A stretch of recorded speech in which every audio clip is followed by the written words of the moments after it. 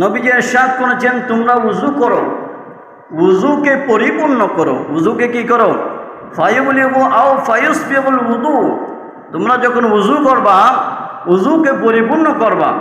পরিপূর্ণ করার পরে সুম্মা ইয়াকুলু, অতঃপর তোমরা পাঠ করবা, আশহাদু আল্লা ইলাহা ইল্লাল্লাহু, আমি সাক্ষ্য দিচ্ছি লা ইলাহা ইল্লাল্লাহ, আল্লাহ ছাড়া কোনো মাবুদ নেই, ওয়াহদাহু, এবং তিনি একক, লা শারীকা লাহু, তার কোনো সমকক্ষ নেই, ওয়া আশহাদু আন্না, এবং আরও আমি সাক্ষ্য দিচ্ছি মুহাম্মাদুন আবদুহু ওয়া রাসূলুহু সাল্লাল্লাহু আলাইহি ওয়াসাল্লাম, রাসূল পাক হযরতে মুহাম্মদ মুস্তাফা সাল্লাল্লাহু আলাইহি ওয়াসাল্লাম আল্লাহর প্রিয় বান্দা এবং রসুল।